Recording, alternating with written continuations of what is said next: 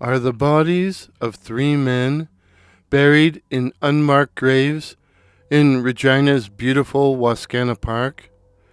According to research by historians Frank Korvemaker and Kenton Jong, this section of the park, the site of the former Northwest Territorial Jail and Lunatic Asylum, is the final resting place of 3 men, 2 of whom were hanged for murder, while the third died of tuberculosis. Today, I share the story of the second man to be hanged and buried in Wascana Park, John Morrison. At 8 o'clock on Thursday, January the 17th, 1901, John Morrison, aged 27, was hanged at the Northwest Territorial Jail and Lunatic Asylum in Regina for the axe murders of 5 members of the MacArthur family at Welwyn, Saskatchewan on June the 9th, 1900. He took 13 minutes to die. Morrison was a home child who had been sent to Canada from his native Scotland to work for farm families, but he hadn't prospered, and at the time of the murders, he had been working for Alexander MacArthur for 8 years. Morrison's motive for the slaughter is unclear, but it appears to have been an elaborate suicide attempt involving sexual assault.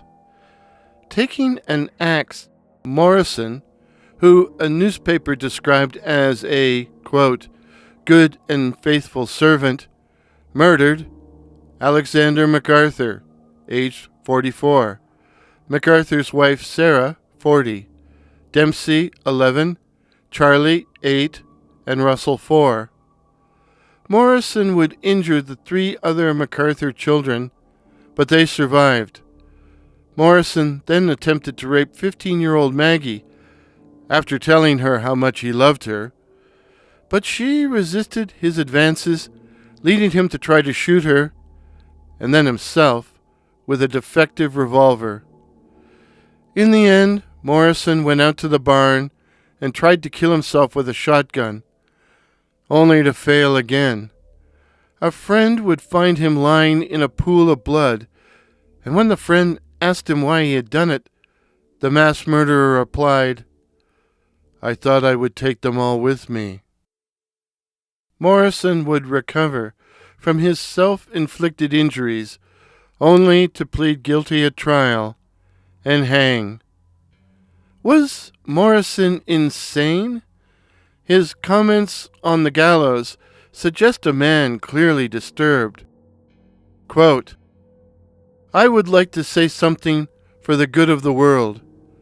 Life at best is short, and I hope that what I have done will be a warning to others to live that short life in a different way from what I have done.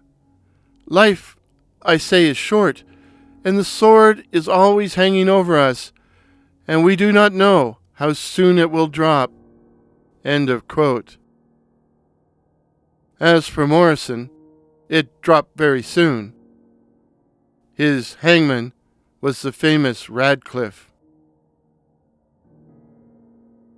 The primary source for today's video was the chapter "A Good and Faithful Servant" in Sour Milk and Other Saskatchewan Crime Stories by journalists Barb Pakulik and Jenna G. Pruden. Morrison's refusal of a stimulant before hanging is alluded to in The Practice of Execution in Canada by Ken Leighton Brown. Links to contemporary news articles, the case received coverage in the United States, as well as links to Frank and Kenton's research on the jail and the condemned men, are included in the description. The footage you see is me walking in that section of Wascana Park near where Morrison is buried. I hope you will consider subscribing to The Gallows, where we explore Canadian murder cases which ended on the scaffold. And remember, If you're born to hang, you'll never be shot. Cheers.